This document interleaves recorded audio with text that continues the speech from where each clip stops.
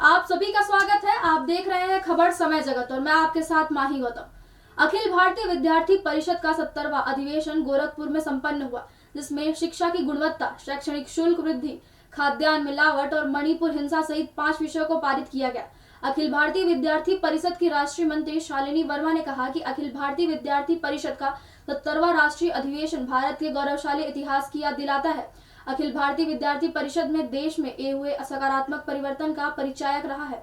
अखिल भारतीय विद्यार्थी परिषद विचारों की प्रतिबद्धता और चरित्रवान विद्यार्थी निर्माण का कार्य करने वाला विश्व का सबसे बड़ा छात्र संगठन है। उन्होंने साथ ही यह भी कहा कि शिक्षा राष्ट्र के सामाजिक, सांस्कृतिक और आर्थिक विकास की नींव है, लेकिन भारत में शैक्षिक संस्थानों की गिनती गुणवत्ता के परिणाम स्वरूप गुणवत्ता युक्त शिक्षा एक बड़ी चुनौती है।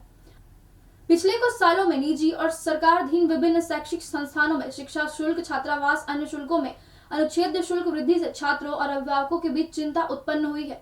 ऐसे में सरकार को इस पर ध्यान देने की जरूरत है ताकि ज्यादा फीस में वृद्धि ना हो। मैं आपको विद्यार्थी परिषद की सदस्यता के बारे में बताया। ये सदस्यता केवल मध्य प्रदेश की नहीं थी 55 लाख। ये आपको मुझे बताते हुए प्रसन्नता हो रही है कि मणिपुर में भी 8000 विद्यार्थी परिषद की सदस्यता हुई है।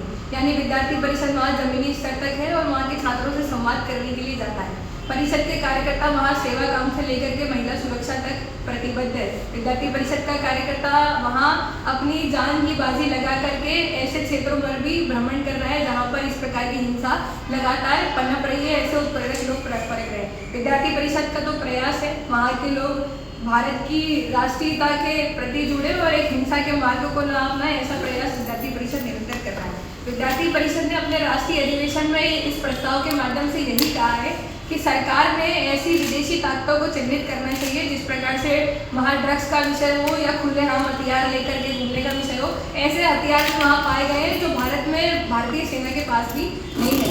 ऐसे हथियार की तस्करी कहाँ से हो रही है, इस प्रकार की घटनाओं को भी चिन्हित करते हुए वहाँ के आम लोगों से संवाद स्थापित करते हुए भारतीय सरकार ने मणिपुर हिंसा को रोकना चाहिए। और परिषद के प्रयासों के बारे में मैंने आपको बताई, चाहे वो मेडिकल कैंप के माध्यम से हो, चाहे महिला सुरक्षा के काम से हो, विद्यार्थी परिषद के कार्यकर्ता वहाँ लगातार लगे हुए हैं।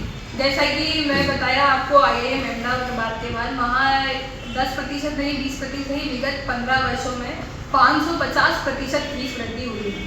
तो विद्यार्थी परिषद का यही मानना है कि जिस प्रकार से मनमाने ढंग से लगातार शुल्क वृद्धि की जा रही है, इसका सरकार को कोई मानक तय करना चाहिए कि कैसे सामान्य वर्ग का विद्यार्थी, मान लीजिए किसी की आय सालाना 6 लाख रुपए है और विद्यार्थियों का उसके बेटे का पढ़ाई का खर्च ही 12 लाख रुपए है, तो वो कैसे अपने बच्चे को अध्यापन करा पाएगा। ये कह रहा हूँ MP के कुछ ऐसे स्कूल है जिन्हें आपने लिस्टिंग किया है, किस तरीके से उनका जो शैक्षणिक है इनकी ज़्यादा वृद्धि हो रही है हर साल फीस में।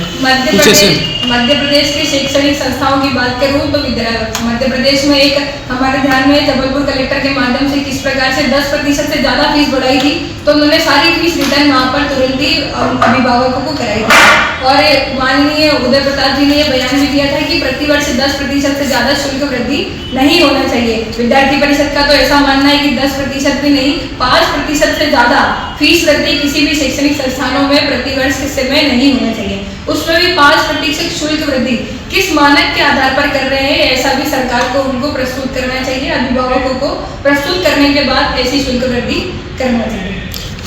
आप देख रहे हैं भोपाल से आदित्य सराठी की रिपोर्ट। इस तरह की खबरों को देखने के लिए सब्सक्राइब करें खबर समय जगत।